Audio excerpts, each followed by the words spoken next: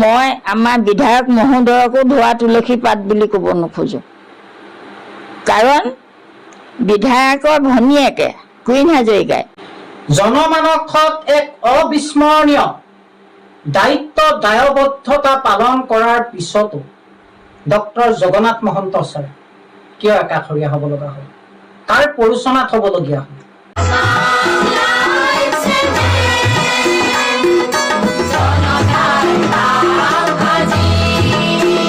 নমস্কাৰ প্ৰিয় দৰ্শকসকল, চাবলৈ আৰম্ভ কৰিছে আপোনালোকৰ প্ৰিয় অনুষ্ঠান আলাপ।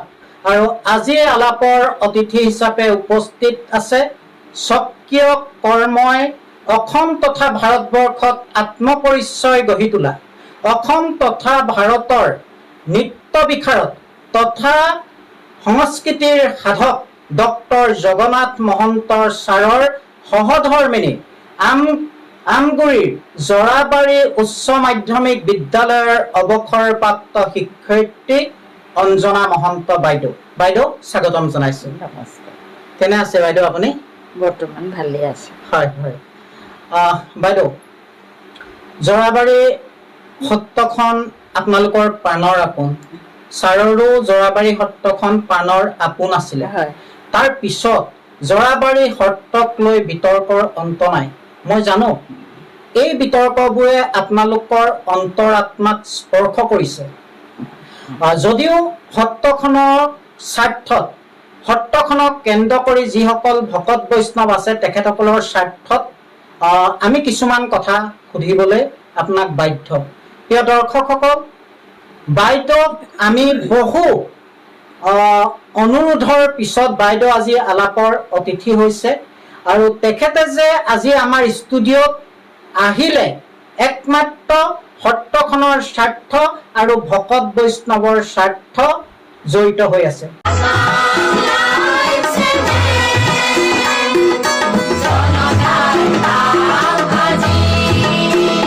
বাইদেউ, মই পোনপটীয়াভাৱে কেইটামান আপোনাক প্ৰশ্ন সোধো যে যোৱাবাৰ আমি যিটো সাক্ষাৎকাৰ লৈছিলো সত্ৰাধিকাৰ লক্ষী হাজৰিকাদেৱৰ, সেই সাক্ষাৎকাৰৰ তলত আপুনি এটা মন্তব্য প্ৰদান কৰিছে য'ত আপুনি তেখেতৰ কথাখিনি সম্পূৰ্ণভাৱে সমৰ্থন কৰিব পৰা নাই। মই স্পষ্টভাৱে জানিব বিচাৰো তেখেতৰ কোনখিনি আপোনাৰ বাবে সমৰ্থনযোগ্য নহয়, বা তেখেতে মিছা কথা কৈছে নেকি সেইদিনাখন? নহয়, তেখেতে সেই মই কৈছোঁ নহয়, সত্ৰাধিকাৰে যিখন উদাসীন হেৰি লিখিলে, বুৰঞ্জী লিখিলে, সেইখনৰ আলমত তেখেতে কথাখিনি কৈছে। প্ৰথম আমাৰ হেৰি হোৱা গ্ৰহণযোগ্য হোৱা নাই। গোপীনাথ গুৰুজনে যেতিয়া মধুপুৰত ধৰ্মলৈ আহিলে, আহি টিপামলৈ গ'ল, টিপামৰ পৰা আহি হেনো আকৌ এই মাধৱদেৱ গুৰুজনাই জৰা টেঙা খাই যোৱা, বন্তি জ্বলাই যোৱা জেগাত 3 বছৰ থাকি বন্তি জ্বলাইছিলেহি। সেই কথাটো একেবাৰে মিছা কথা। সেইটো শুদ্ধ নহয়, কাৰণ নপামৰ পৰা উঠি আহিবৰ সময়তহে বলাই নামৰ নদিয়ালজনে কওঁতেহে এই মাটি টুকুৰা বিচাৰি পাইছে, আগত নাই পোৱা। সেয়া মোৰ শহুৰে লিখি থৈ যোৱা কথা মতে মই কৈছোঁ। তাৰপিছত আৰু কিবা সুধিব লগা আছেনে? তাৰমানে এইটোৰ ওপৰতে আপুনি যিটো মন্তব্য কৰিছিলে, এইটোৰ ওপৰতে আপুনি মন্তব্য সেইটোৰ ওপৰত কৰিছোঁ। মানে মই একদম স্পষ্ট হৈ আপোনাৰ পৰা জানিব বিচাৰো, এই সত্ৰাধিকাৰজন কৌশলগতভাৱে চল চাতুৰিৰে সত্ৰাধিকাৰ হৈছে নি? স্পষ্ট, আপুনি এগৰাকী সকলোৰে কাৰণে আপুনি আই, আৰু আপোনাৰ স্পষ্টবাদিতাৰ ওপৰত, আপোনাৰ সাহসৰ ওপৰত ৰাইজখিনি, আছাম লাইভ 7ৰ ৰাইজে এটা নতুন কথা জানিবলৈ পাব। গতিকে কি ক'ব বিচাৰে? তেখেতে মিছাৰ আশ্ৰয় লৈছে নেকি? সেইটো কথা ক'ব নোৱাৰো। মই খালি এটা কথাই ক'ম, যেতিয়া গৌৰীকান্ত সত্ৰাধিকাৰ হ'ল, তেতিয়া এই ৰঘুনাথ মহন্তৰ 3 নম্বৰজন পুতেক হেমকান্তক উদাসীনলৈ আনিছিলে ভৱিষ্যত অধিকাৰৰ কাৰণে। তেখেতে বেয়া পায়, কি কথাত বেয়া পালে নাজানো, সত্ৰৰ পৰা তেখেত গুচি গৈ মাজুলীত মধ্য মাজুলী কমলাবাৰী সত্ৰ বুলি এখন সত্ৰ পাতি তাত সত্ৰাধিকাৰ হৈ থাকিলেগে। তেখেতক আনিছিলে, কিন্তু তেখেত ইয়াৰ পৰা গুচি গ'ল মাজুলীত। তেখেতে কি কাৰণে বেয়া পালে সেইটো কাকো নকলে, সেইটো ৰহস্য হৈ থাকিলে। তাৰপিছত শ্যামকানু মহন্ত ডিব্ৰুগড়, তেখেত কিয় গুচি গ'ল সেইটো এটা ৰহস্য। শ্যামকানুক সেই সৰুতে সত্ৰলৈ আগ কৰিছিলে, তেওঁৰো অসুখ হৈছিলে। তাৰপৰা মাকে দিবলৈ নিজৰ পুতেকটোকনো দিবলৈ কাৰ মন যায়, পঢ়ুৱাই ল'ম দিম তেনেকৈ থাকোঁতে হায়াৰ ছেকেণ্ডেৰী পঢ়িলেগৈ ছায়েন্সত। তেতিয়া আমাৰ সত্ৰৰ ফালৰ পৰা জোৰ দিলে যে ল'ৰাটি সত্ৰলৈ আনিব লাগে, ভৱিষ্যত অধিকাৰ নাইকিয়া হ'ল। তেওঁ হায়াৰ ছেকেণ্ডেৰী দিলে, পৰীক্ষা দিয়াৰ পিছত তেওঁক অনা হ'ল জাজি কলেজত, আৰ্টছত নাম লগাই দিলে, সংস্কৃত দি পেলাই। ধুতি পিন্ধিব নাজানে, আমাৰ এখেতে ধুতি পিন্ধাই দিয়ে, এতিয়া বৰ্তমান অধিকাৰে ধুতি পিন্ধাই দিয়ে, তেনেকৈ আছে। তেওঁ ইয়াত গ্ৰেজুৱেশ্যন ল'লে, ডিষ্টিংশ্যন লৈ, সংস্কৃতত ডিষ্টিংশ্যন লৈ BA পাছ কৰিলে। তাৰপিছত তেওঁ মনত কি আঘাত পালে সেইটো কথাও সৰ্বজন বিদিত নহ'ল, মানে ৰহস্য হৈ সত্ৰাধিকাৰৰ দায়িত্ব ইয়াত লৈছিলে নাই। নিৰ্মালি এখেতে দিলেহেঁতেন, গৌৰীকান্ত সত্ৰাধিকাৰে নোলোৱাকেই ইয়াৰ পৰা গুচি গ'ল। তেওঁ বেয়া পালে, ঘৰলৈ ফোন কৰিলে যে মোক লৈ যাহি, মই ইয়াত নাথাকোঁ, গুচি গ'ল। ৰহস্য জানে, কোনোবাই জানে, ভয়তে বহুতে নকয়। তেওঁ মিটিঙো দিছিলে, গৰাকী থাকোঁতে আমি কি মাতিম। তেখেতক শ্যামকানু মহন্তক কৌশলগতভাৱে কোনোবাই আঁতৰোৱাৰ ব্যৱস্থা কৰিলে নেকি? সেইটো মই ক'ব নোৱাৰোঁ। আৰু যেতিয়া শ্যামকানু গুচি গ'ল, তেতিয়া সত্ৰাধিকাৰে মোৰ স্বামীকে কয়, সেই ল'ৰা এটা দিয়া, নহ'লে কি হ'ব এতিয়া। আপোনালোকৰ মহন্ত পৰিয়ালত আৰু সত্ৰাধিকাৰ হ'ব পৰা যোগ্য ব্যক্তি নাই নেকি? বৰ্তমান কোনে ল'ৰা দিব? এই ভোগবাদী যুগত ল'ৰানো আহিব ক'ত? তাৰ আগত আৰু এজন পুনাৰাম ৰাজমেধিক অধিকাৰ পাতিছিলে নহয়। সত্ৰাধিকাৰ ঢুকোৱাৰ পিছত 3 বছৰ অধিকাৰবিহীন হৈ আছিলে। পুনাৰাম ৰাজমেধিকো আকৌ কি কৰিলে, মই এই ক্ষেত্ৰত মই ক্ষুণ্ণ। মই আমাৰ বিধায়ক মহোদয়কো ধোৱা তুলসী পাত বুলি ক'ব নোখোজোঁ, কাৰণ বিধায়কৰ ভনীয়েকে কুইন হাজৰিকাই ধুবুৰী জিন কাটাত এখন ৰাজহুৱা সত্ৰ আছে, তাত অধিকাৰ লাগে বুলি এই পুনাৰাম ৰাজমেধিক সত্ৰাধিকাৰ কৈ মেলি তালৈ অধিকাৰ কৰি লৈ গ'ল। ইয়াতে মানুহ নাই সত্ৰতে, সেই ৰাজহুৱা সত্ৰখনলৈ এয়া মানুহজন কিয় নিব লাগে? আৰু মানুহজন নিলে কিবা 2007 চনত যেতিয়া আমাৰ সত্ৰাধিকাৰ গৌৰীকান্ত গোস্বামী ঢুকালে, 3 বছৰ অধিকাৰবিহীন, তাৰপিছতে মিটিং পাতি তেখেতক জিন কাটাৰ পৰা নি ইয়াত সত্ৰাধিকাৰ পাতিলে। বৰ্তমান সত্ৰাধিকাৰজনৰ নিৰ্মালী প্ৰদান অনুষ্ঠানত যি অভিষেক হৈছে, তাত বহু কেইজন সত্ৰাধিকাৰ উপস্থিত নাই বুলি আমি জানিব পাৰিছো। কথাটো কিমান সঁচা, আৰু যদি সঁচা হয় কিয় নাথাকিল, আপুনি কি বুলি ভাবে? প্ৰথম কথা, এইখিনিতে অকণমান কূটনীতি চলিলে, আৰু অধিকাৰৰ নিৰ্মালী অনুষ্ঠানটো পূৰ্বতে অধিকাৰজন বৃদ্ধ হৈ ডেকাজনৰ মূৰত নিৰ্মালী দিয়ে তেখেত ঢুকাবৰ সময়ত, সেইদৰে আমাৰ চলি আহিছিলে। এই গোপীনাথ গুৰুজনে যি মধুপুৰত ধৰ্ম নিৰ্মালী ল'লেগৈ, অধিকাৰ নিৰ্মালী, তাত বাকীবোৰে নাই লোৱাগৈ।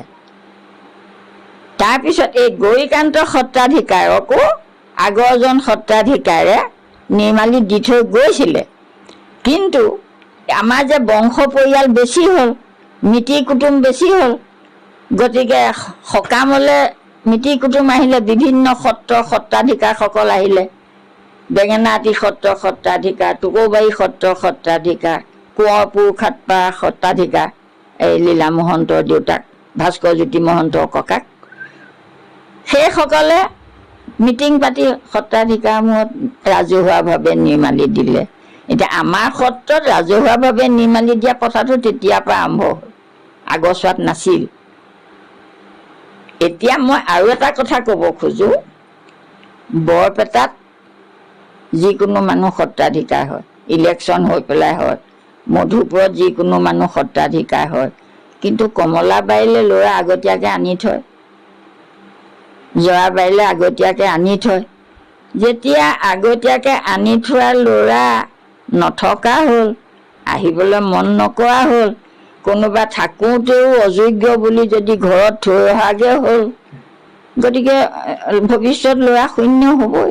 মই জানিব বিচাৰিছো আপোনাৰ পৰা মই উত্তৰটো পোৱা নাই, কেইবাজনো সত্ৰাধিকাৰ উপস্থিত নাথাকিল, কিয় নাথাকিল? কিবা ৰহস্য নেকি? সেইটো এটা ৰহস্য আছে। কোনোবাই বাধা দিলে, আৰু এজনৰ পৰা মই ভিতৰুৱাকৈ গম পালোঁ, সত্ৰৰে মানুহ, মই নামটো নকওঁ, যে পশ্চিম ফালে যিকোনো মানুহ অধিকাৰ হোৱা প্ৰথা হৈছে, কিন্তু আমাৰ এই পূব ফালে নাই হোৱা। গতিকে আমিও এইটো সমৰ্থন নকৰোঁ।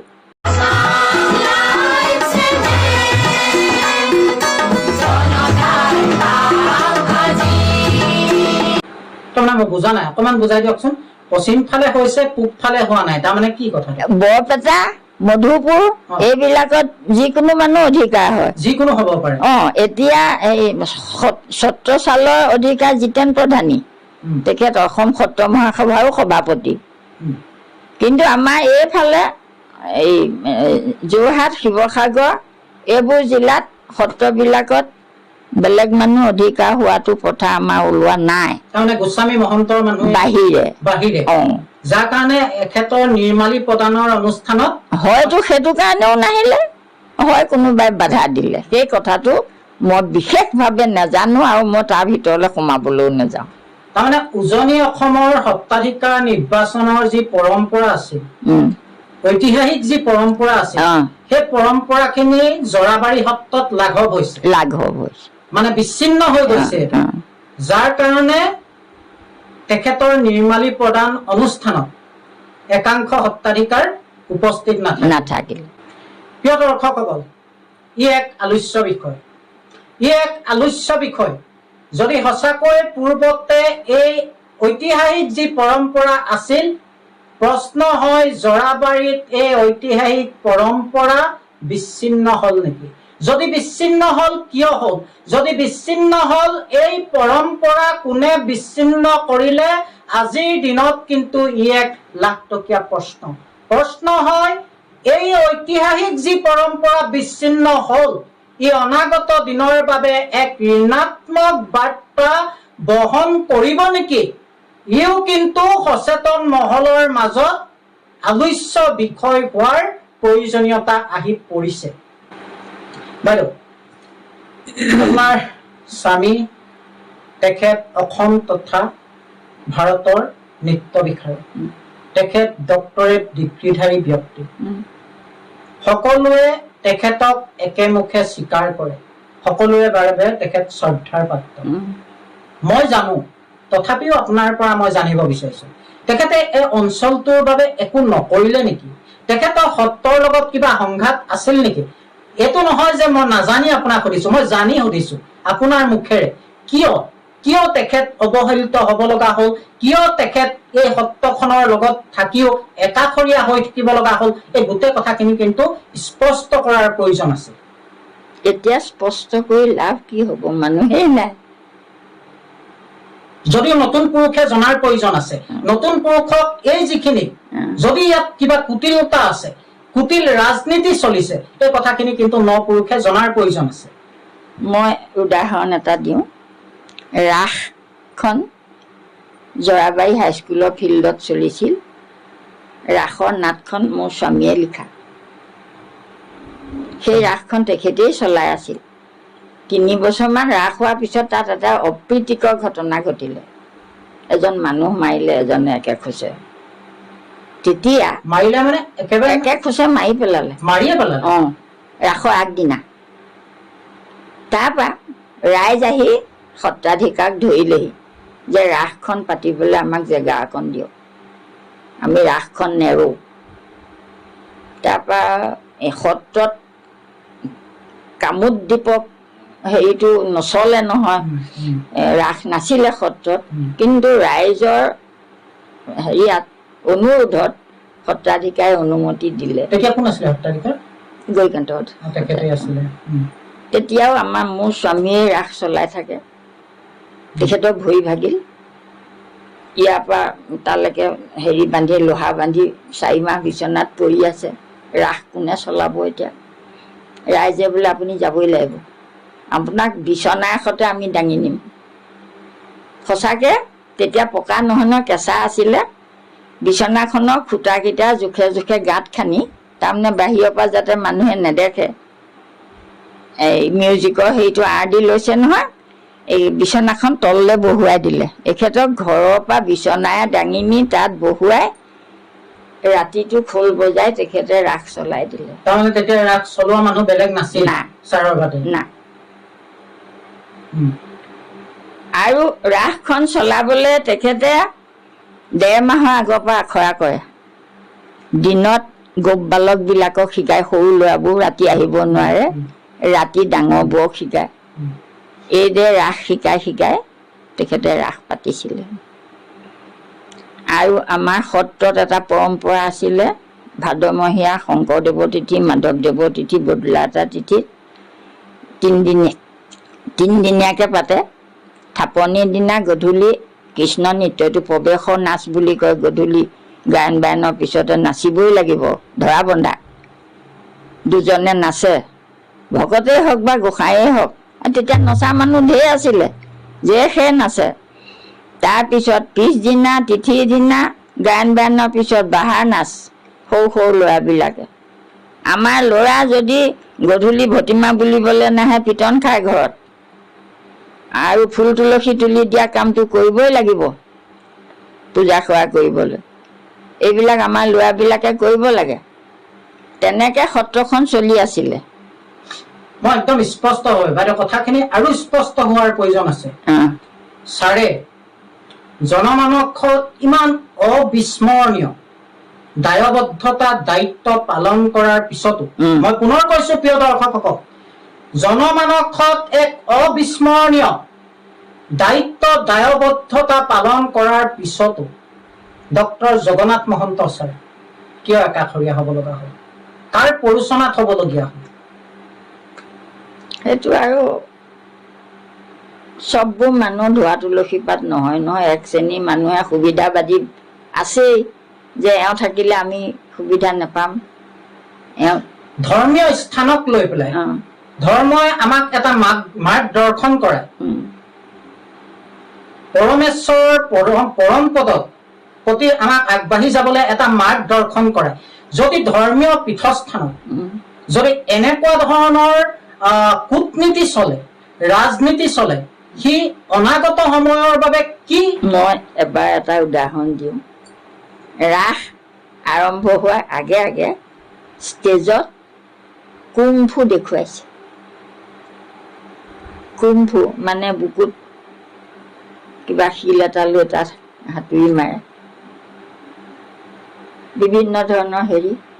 এইটো সংস্কৃতিৰ লগত কি জড়িত বস্তু?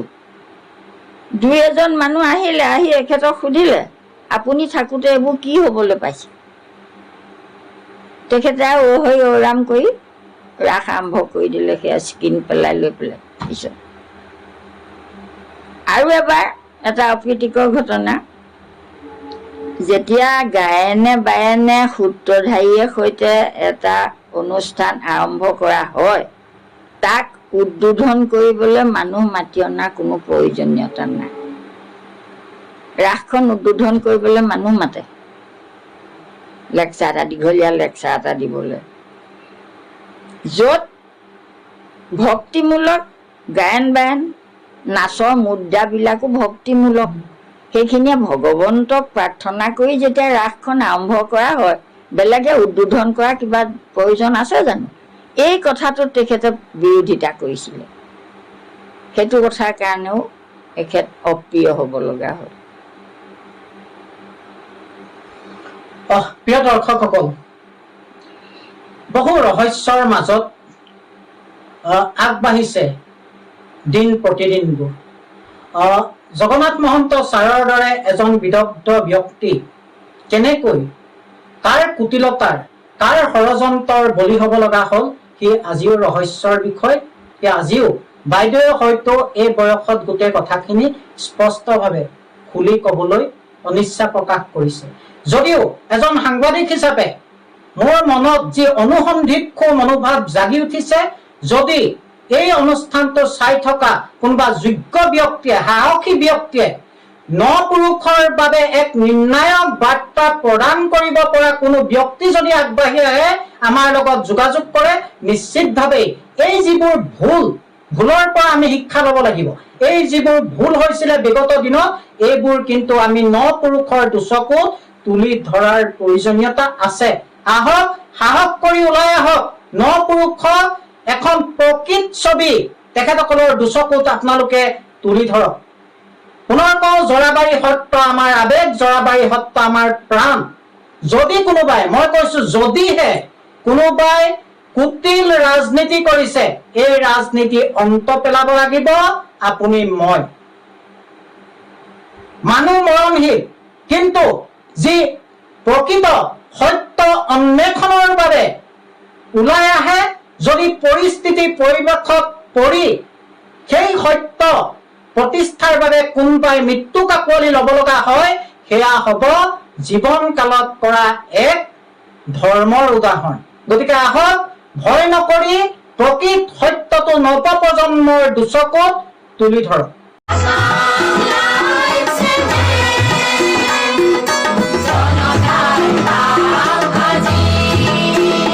বাইদেউ, মই আৰু এটা কথা জানিব বিচাৰো। হয় বুলি মই ক'বলৈ নাযাওঁ, কিন্তু যিহেতু মোৰ মনটো অনুসন্ধিত, বহুজনে মোক কৈছে যে এনেকুৱাখিনি চলি আছে, মই সেইসকল ব্যক্তিৰ আবেগক সন্মান জনাই আপোনাক এটা প্ৰশ্ন সুধিম। সত্যই ধনী ক্ষমতাশালী ব্যক্তিকহে অগ্ৰাধিকাৰ দিয়ে নেকি?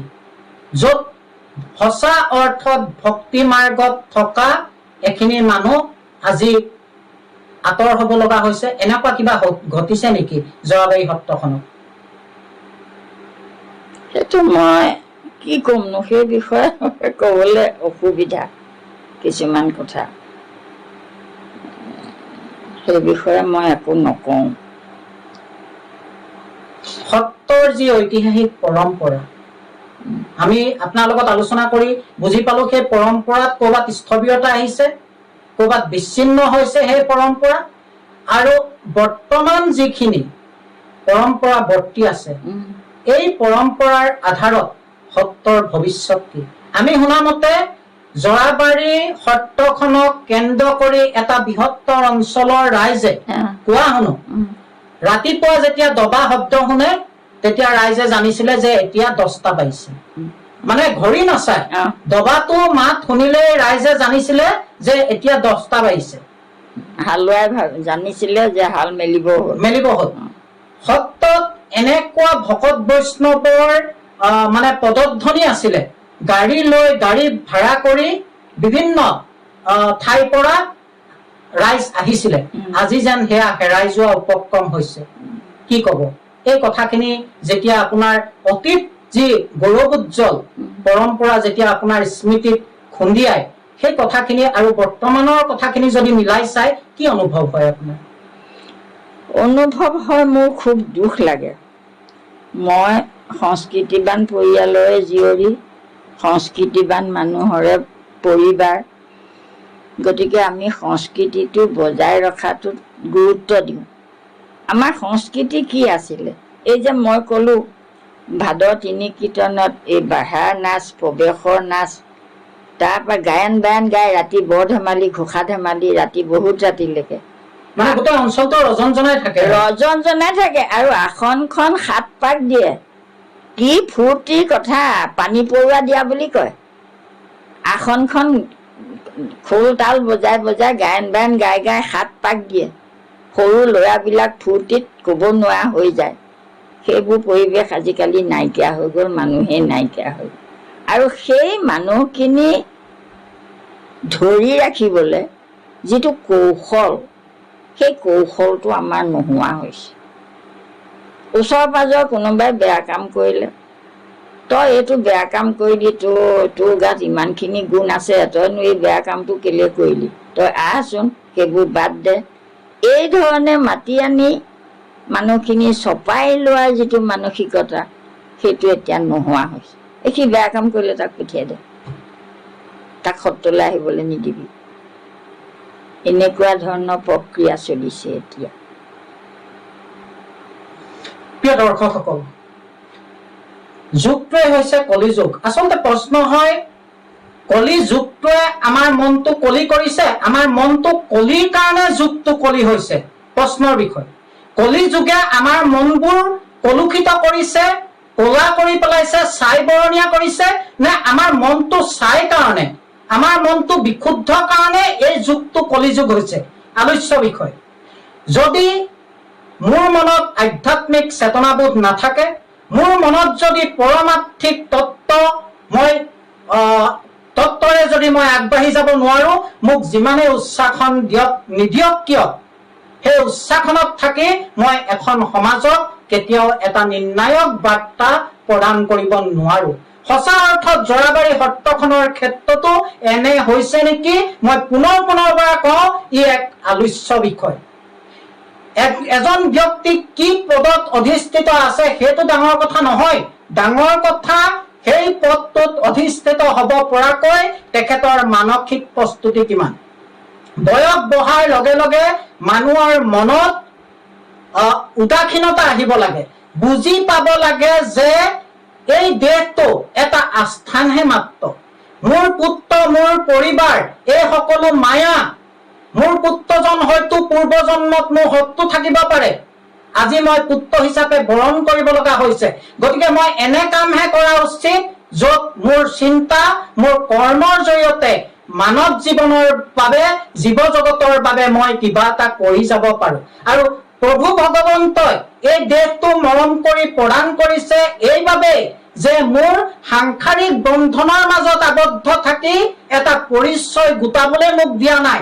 এই চিন্তাখিনি যাৰ মনত থাকিব, সিয়েহে, সেই ব্যক্তিজনৰহে ধৰ্মীয় পীঠস্থানত থাকি একাংশ ৰাইজক এক প্ৰকৃত পথ দিব পাৰিব। সঁচাকৈয়ে আমাৰ সমাজত এনে চিন্তাৰ ব্যক্তি নোহোৱা হৈ গৈছে নেকি, যাৰ বাবে আমাৰ মাজত অৰাজকতা আহিছে? এইসমূহ কিন্তু আজিৰ দিনত প্ৰাসংগিক প্ৰশ্ন।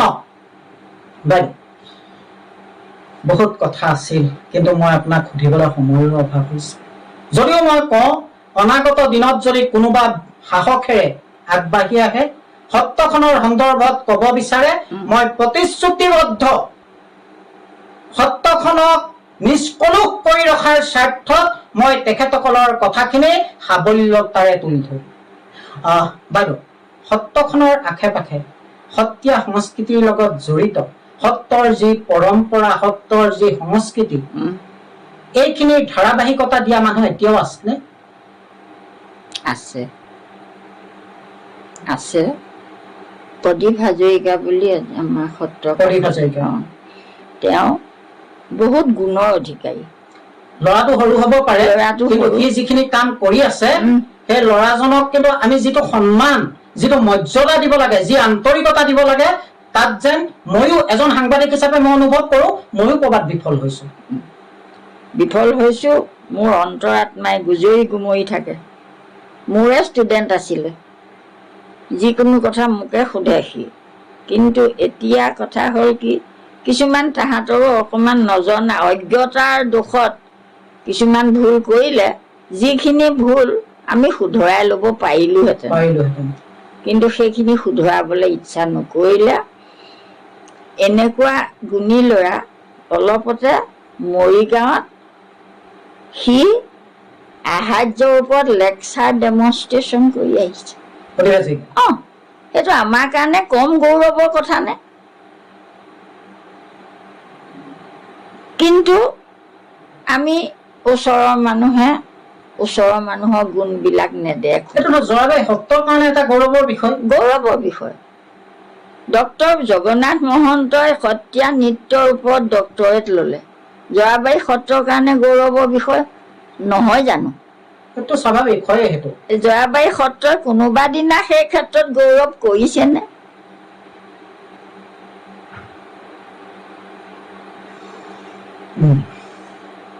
সেইটো আমাৰ অন্তৰে মোৰ কান্দি থাকে।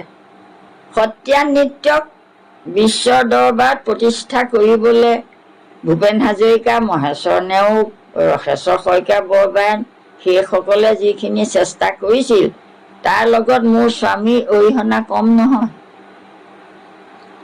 1978 চনত তেখেতে দিল্লী ইউনিভাৰ্চিটিত এটা স্কিমত যোগ দিবলৈ যাব লগা হৈছে, propagation of culture faculty of music, ইয়াৰ ওপৰত কৰ্মশালা কৰিছিলে।